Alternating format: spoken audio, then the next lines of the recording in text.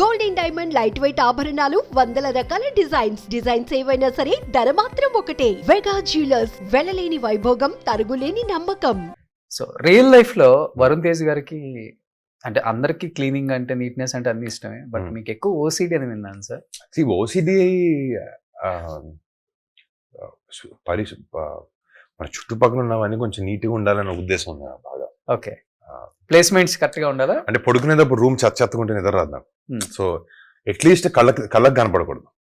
So కళ్ళకు కనిపించే వరకు కొంచెం నీట్ గా మెయింటైన్ చేస్తుంటాను ఇప్పుడు. ఓకే, సో అంతవరకే కానీ హ్యాండ్ వాష్ ఎక్కువ టైమ్స్ చేసుకోవటం చేసుకోను అంతే ఎక్కువ బాగా. అంటే ఏదో తినేటప్పుడు మొహం కడుకునేటప్పుడు తప్ప అది ఓసిడి కూడా లెవెల్స్ రైట్.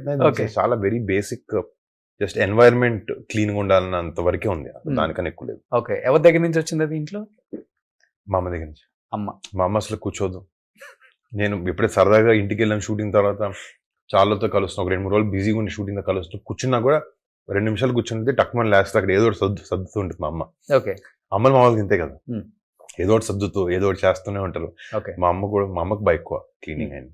ఓకే, సో అమ్మ దగ్గర నుంచి అది వచ్చింది. అమ్మ దగ్గర నుంచి వచ్చింది సార్. ఓకే సార్, మట్కాలో ఇప్పుడు కరుణా కుమార్ గారు బిఫోర్ చేసింది ఒకటే మూవీ, రెండు సినిమాగా అంటే ఓటీటీ ఫిల్మ్ కూడా చేశారు. OTT films 2. స్టోరీని నమ్మారా లేకపోతే కరుణా కుమార్ గారిని నమ్మారా?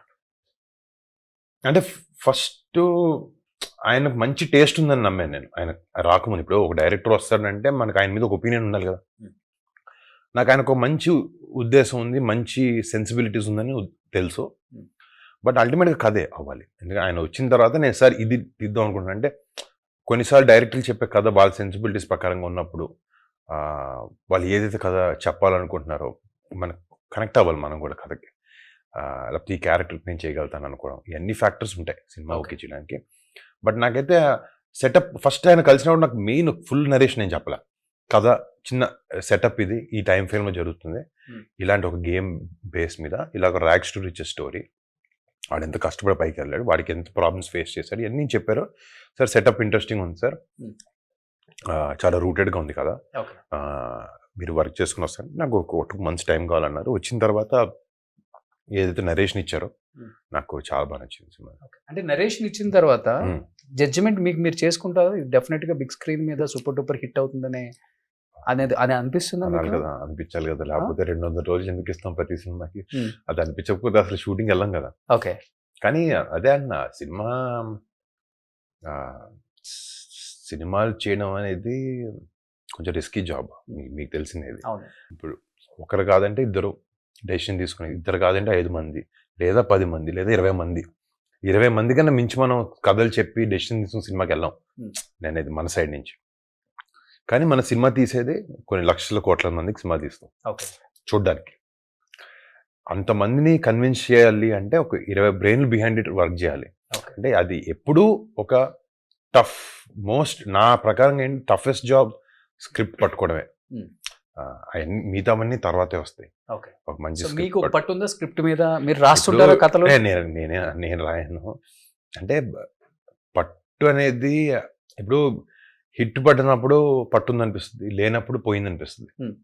సో ఇప్పుడు హిట్ల సినిమాలు తొలిప్రమైన ఆడుతున్నప్పుడు మన డెసిషన్ కరెక్ట్గా ఉంది, మన సింక్తోనో మన డెసిషన్ జనాలు కూడా సింక్ అవుతుంది అని అనుకుంటాం. ఇప్పుడు మొన్న 2 సినిమాలు ఆడలేదు అనుకున్నాను, అప్పుడు కరెక్ట్ ఏంటి మనం వర్కౌట్ అవ్వట్లేదు, మనం అనుకుంటుంది ఒకలా ఉంది, జనాలు యాక్సెప్టెన్స్ ఒకలా ఉంది అని వద్దు. ఎప్పుడు ఏంటంటే ఈ కొట్టుమిట్టాడడం ఎప్పుడు ఉంటుంది, పెద్ద పెద్ద సూపర్ స్టార్స్ కానీ కొత్తగా వచ్చే యాక్టర్స్ కైనా లేకపోతే నాలాగా ఉన్న యంగ్ యాక్టర్ కైనా కూడా ఈ struggle to find a good script అనేది అది ఫర్ ఎవర్.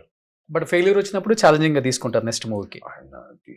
కింద పడితే లేవాలి కదా, లేచి పరిగెత్తాలి కదా అంతే. అంటే ఇంతకుముందు మేబీ ఫస్ట్ టైం ఫేస్ చేసిన నాకు ఫస్ట్ సినిమా నాది అంత గొప్పగా ఆడలేదు సినిమా. మనకు అబ్బాయి బాగానే చేసాడన్న వరకే వచ్చింది. శ్రీకాంత్ గారి సినిమా పాటలు బాగున్నాయి, but it's not a hit. Attend flop కూడా కాదు సినిమా, యావరేజ్గా ఆడింది. అప్పుడే నేను చాలా ఎట్లాగా ఏంటి అనుకున్నా, అప్పుడు అర్థమైంది it's not the end of the world. Venkatesh గారు కూడా నాకు ఒకసారి F2 షూటింగ్, ఆయన చాలా ఎక్స్పీరియన్స్డ్ యాక్టర్, ఆయన F2 సినిమా చేస్తున్న వరుణ్ యాక్టర్గా నువ్వు పని చేసావు లేదా, యాక్టర్గా నువ్వు నీ బెస్ట్ ఇచ్చావా లేదా అనేదే నువ్వు ఆలోచించుకోవాలి. రిజల్ట్ నీ చేతితో లేదు, కానీ రిజల్ట్కి వెళ్ళే వరకు నువ్వు ఎంత వర్క్ పెడుతున్నావు, ఎంత బ్లడ్ ఎఫర్ట్ పెట్టి, ఎంత ఎఫర్ట్ నీ బ్లడ్ పెట్టి వర్క్ చేస్తున్నావు అనేది ముఖ్యం. బట్ కానీ అలా అనుకున్నా కూడా రిలీజ్ అవ్వక ముందు ఆడకపోతే ఒక బాధ ఉంటుంది కదా సినిమా. కానీ బాధ అనేది కొంచెం సేపు ఉన్నా కూడా ఎంత అర్లీగా మనం దాని నుంచి బయటకు వచ్చాం, ఎంత అర్లీగా నేర్చుకున్నాం. ఇప్పుడు మనం ఒక సినిమా పోయిన తర్వాత ఓకే ఇందుకు పోయింది మళ్ళీ చేయకూడదు అనుకుంటాం, నెక్స్ట్ కూడా మళ్ళీ అలాగే తప్పు చేస్తాం ఒకసారి. బట్ అదేంటి అదే అన్న, అది ఒక స్ట్రగుల్ అది. బట్ ఆ ఎఫర్ట్ ఇప్పుడు నిజంగా ఏంటంటే నెక్స్ట్ సినిమా ఒకవేళ హిట్ అయింది అనుకున్నాం, దాని నెక్స్ట్ సినిమా పట్టుకోవడం కూడా అదే స్ట్రగుల్. సో హిట్ నుంచి అయినా ఫ్లాప్ నుంచి అయినా మనం ఫస్ట్ బయటకు వచ్చేసి నెక్స్ట్ సినిమా మూవ్ ఆన్ అవ్వాల్సిందే. అంటే ఇప్పుడు తొలి ప్రేమ లాంటి కల్ట్ క్లాసిక్ బాగా సెట్ అయింది మీకు ఆ రోల్. లవర్ బాయ్ గా మిమ్మల్ని తప్పితే ఎవరు ఊహించుకోవాలి కొన్ని రోజులు. అలా మెగా ఫ్రెండ్స్ ని డీపీ పెట్టుకున్న రోజులు అవి అందరూ.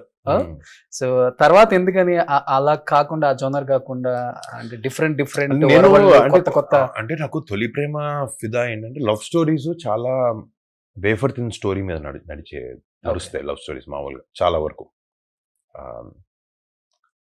ఫిదా ఒకటి ఫీమేల్ కాంప్లెక్సిటీస్, అమ్మాయి పెళ్లి చేసుకున్న తర్వాత నాన్నను వదిలేసి పుట్టిల్లు వదిలేసి అత్తగారింటికి నేను ఎందుకు వెళ్ళాలి, మా ఇంట్లో ఎందుకు వదిలేయాలని ఒక కాంప్లెక్సిటీస్ని డీల్ చేసే ఒక స్టోరీ అది.